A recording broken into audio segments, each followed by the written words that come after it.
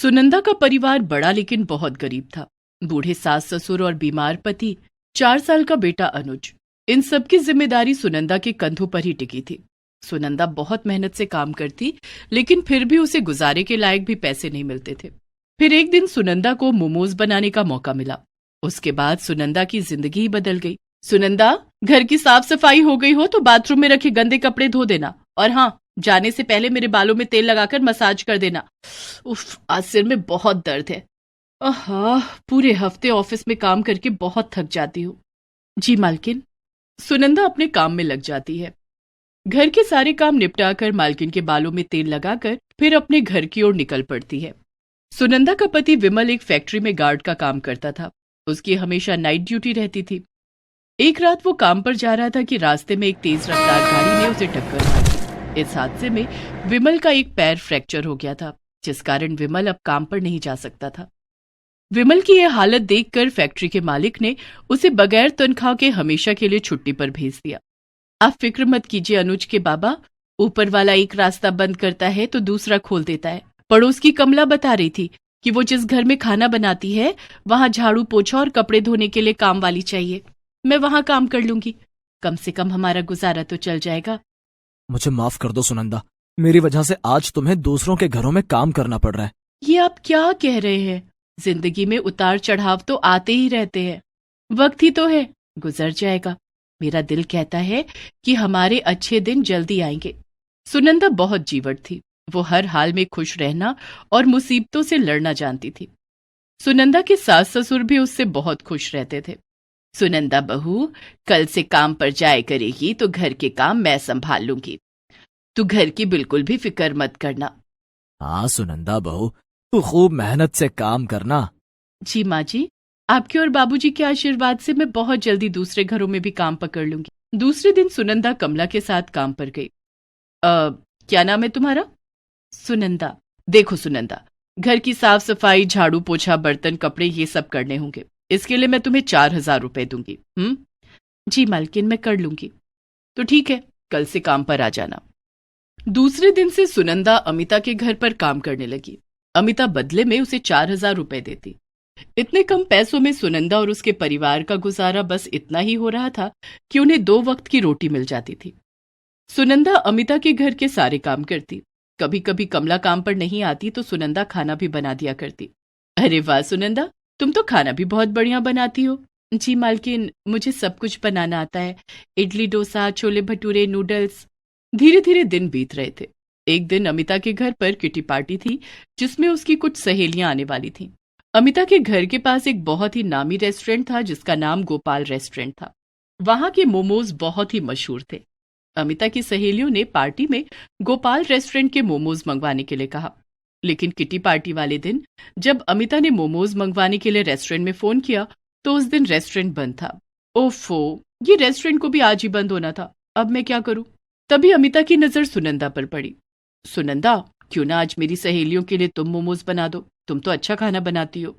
लेकिन मालकिन, मैंने कभी मोमोज नहीं बनाए हैं। अरे यूट्यूब पर मोमोज बनाने की रेसिपी देखकर मोमोज बना दो। ठीक है मालकिन। अमिता ने मोमोज बनाने के लिए सामान मंगवाए और यूट्यूब पर मोमोज बनाने की रेसिपी प्ले कर दिया, जिसे देखकर सुनंदा मोमोज बनाने लगी। इसी तरह सुनंदा ने वेज मोमोज, पनीर मोमोज, फ्राई मोमोज बनाकर तैयार कर लिए।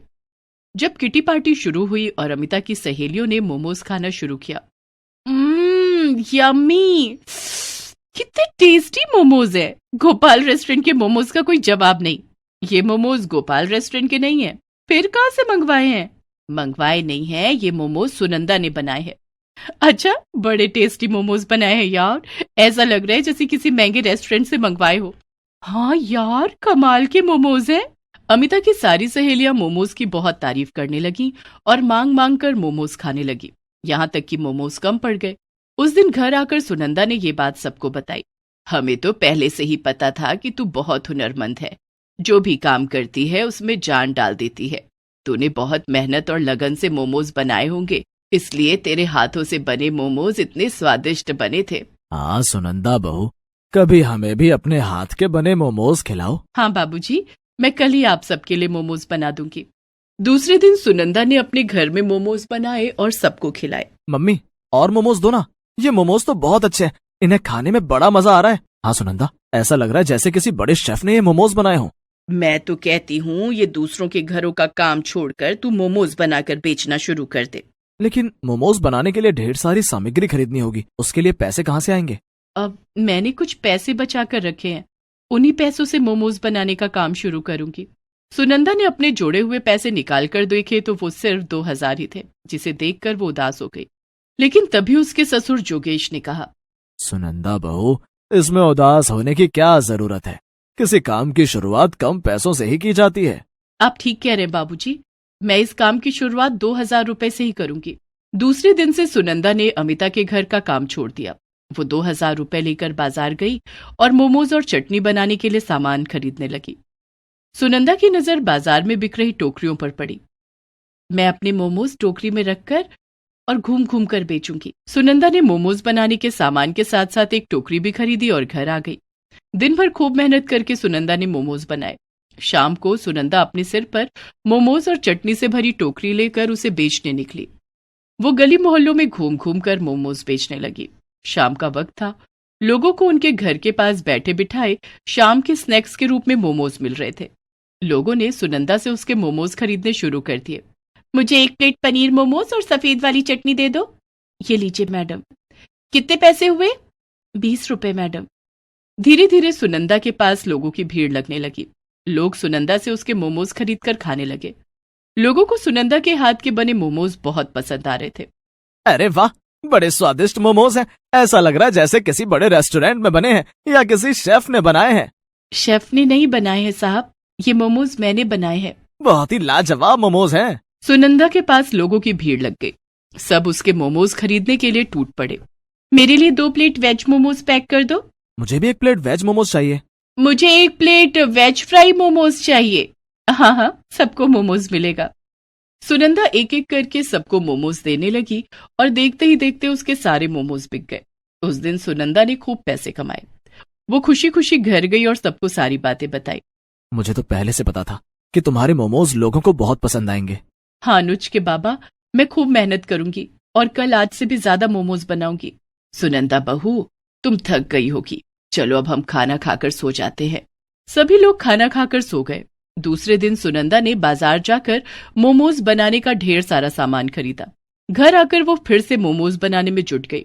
आज सुनंदा ने पहले से भी ज्यादा मोमोज बनाए। शाम को जब सुनंदा मोमोज लेकर बेचने निकली तो गली मोहल्ले के लोग उसका इंतजार कर रहे थे। सुनंदा के आते ही लोग उसके मोमोज खरीदने लगे। मुझे वेज मोमोज चाहिए। मुझे फ्राई मोमोज चाहिए। मुझे पनीर मोमोज चाहिए। मुझे फ्राई मोमोज चाहिए। मुझे पनीर मोमोज चाहिए। सुनंदा ने सबको उनकी मनपसंद मोमोज और चटनी दी। देखते ही देखते उसके सारे मोमोज बिक गए। आज भी सुनंदा की खूब कमाई हुई। तभी सुनंदा के पास सूट बूट में एक आदमी आया और सुनंदा से बोला, क्या तुम ही सुनंदा हो? जी मालिक, मैं ही सुनंदा हूँ, कहिए क्या बात है? मेरा नाम विराट है, मैं गोपाल रेस्टोरेंट का मैनेजर हूँ। तुम्हारे मोमोज की बहुत तारीफ सुनी है। क्या अपने मोमोज मुझे टेस्ट कराओगी? हाँ हाँ मालिक, क्यों नहीं, ये लीजिए। सुनंदा ने विराज को 1 प्लेट पनीर मोमोज खाने के लिए दिए। वाकई ऐसे मोमोज तो मेरे रेस्टोरेंट में भी नहीं बनते। क्या तुम मेरे रेस्टोरेंट के लिए मोमोज बनाओगी? इस काम के लिए मैं तुम्हें महीने के 30,000 रुपए दूंगा। हाँ मालिक, मुझे मंजूर है।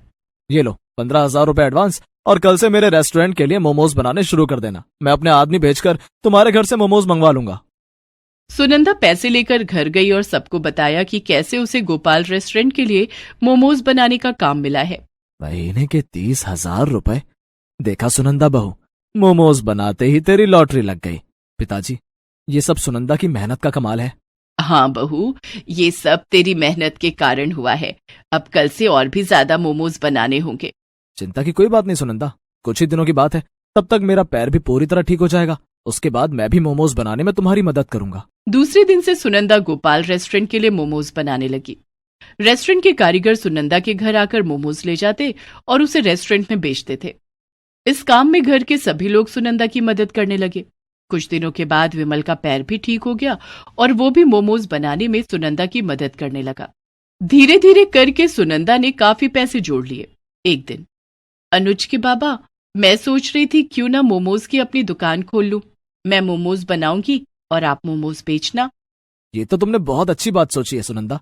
हम मोमोज की अपनी एक दुकान खोल लेंगे। जल्दी ही सुनंदा ने मोमोज की अपनी एक दुकान खोल ली, जहां कई वैरायटी के मोमोज मिलने लगे।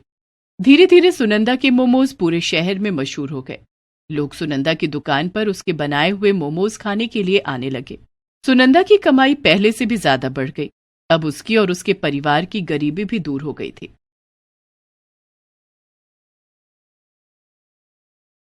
सुनीता कई सालों से सब्जी बेचने का काम कर रही थी, लेकिन इस काम से उसका और उसकी 7 साल की बेटी पिंकी का गुजारा नहीं हो पा रहा था। सुनीता के पति किशोर की मौत 4 साल पहले एक सड़क हादसे में हो गई। ससुराल वालों ने तो किशोर की मौत के साथ ही उससे मुंह मोड़ लिया था, और अब मायके वाले भी साथ छोड़ रहे थे। भैया भाभी, आप लोग शहर क्यों जा रहे हो? क्यों ना जाएं हम शहर? यहाँ गांव की जिंदगी में रखा क्या है सिवाय जिम्मेदारियों के? सुनीता समझ गई थी कि उसकी भाभी का इशारा उसकी तरफ ही था। दरअसल उसका भाई सुरेश और भाभी कामिनी उसके घर से थोड़ी ही दूर रहते थे। सुरेश एक ढाबा चलाता था जो काफी अच्छा चल रहा था, इसलिए वो कभी कभी सुनीता की कुछ मदद कर दिया करता था। लेकिन ये बात उसकी पत्नी कामिनी को बिल्कुल पसंद नहीं थी। कामिनी के जोर देने पर ही अब सुरेश गांव छोड़कर शहर जा रहा था। अब अपनी भाभी को गलत मत समझना सुनीता, इसका मतलब इस घर से था। दरअसल ये घर अब काफी पुराना हो गया है। इसका रख रखाव मुश्किल भी है और खर्चीला भी। और फिर बच्चों के भविष्य के बारे में भी तो सोचना है ना। शहर में रहेंगे तो बच्चे भी अच्छे स्कूल में पढ़ सकेंगे। लेकिन तू फिक्र मत करना, मैं गांव छोड़कर जा रहा हूं, तुझे और पिंकी को नहीं। मैं तुम लोगों से मिलने आता रहूंगा। सुरेश की बात सुनकर कामिनी को गुस्सा आ जाता है। वो एक बार फिर सुनीता को सुनाते हुए कहती है, हाँ हाँ, सबका ठेका तो तुम्ही ने लेकर रखा है ना। इतना कहकर कामिनी वहां से चली जाती है। सुनीता अपनी आंखों को पोंछते हुए सुरेश से कहती है, कोई बात नहीं भैया, आप हमारी फिक्र मत करना। भाभी और बच्चों का ख्याल रखना और खूब तरक्की करना। मेरी भगवान से बस यही प्रार्थना है।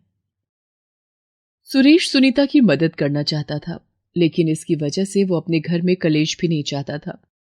उसने कई बार कामिनी को समझाकर देख लिया था, लेकिन वो बदलने को तैयार नहीं थी। उसने जाने से पहले कुछ पैसे सुनीता के हाथों में रख दिए। नहीं भैया, रहने दो, इसकी जरूरत नहीं है। सुरेश सुनीता को चुप रहने का इशारा करता है, लेकिन तभी वहां कामिनी एक पुराना संदूक लेकर आ जाती है।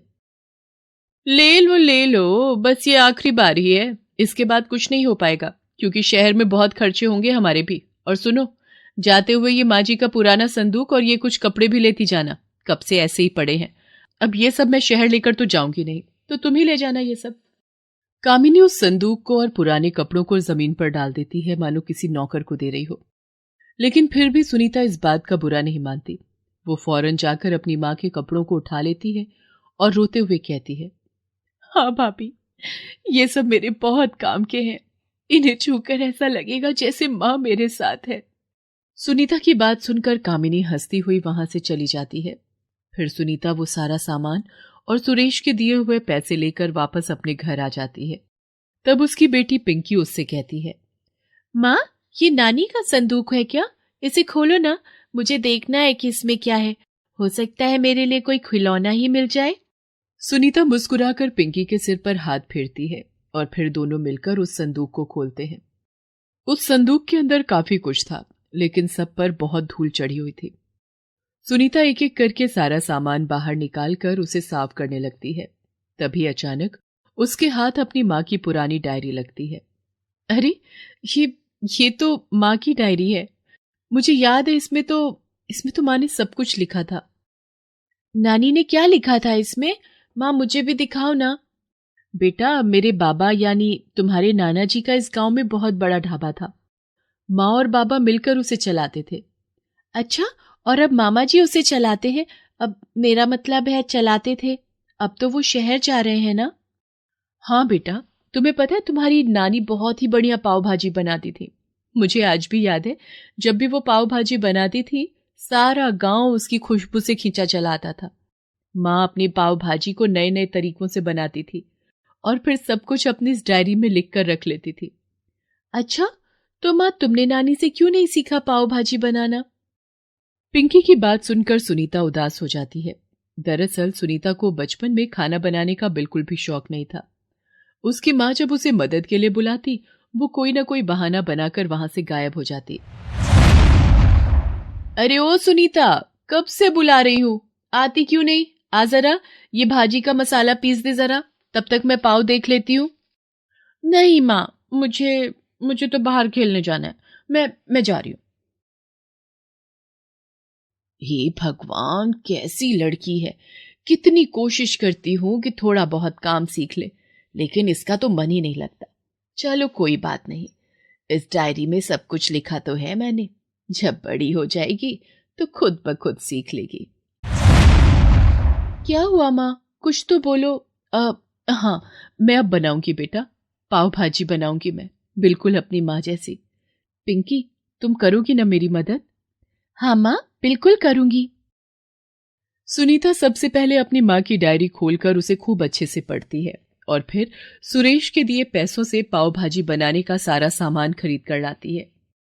वो डायरी से पढ़कर ठीक उसी तरह सब कुछ बनाती है जैसे उसकी माँ बनाया करती थी। उसने कुछ बाजार से बना बनाया नहीं खरीदा, बल्कि सारे मसालों को सुखाकर खुद अपने हाथों से पीस कर तैयार किया। पाव भी खुद बनाए और सब्जियां भी बिल्कुल ताजी इस्तेमाल की। फिर शाम को उसने अपने ठेले पर सब्जियों की जगह पाव भाजी बेचना शुरू कर दिया। पिंकी भी इस काम में उसकी पूरी मदद कर रही थी।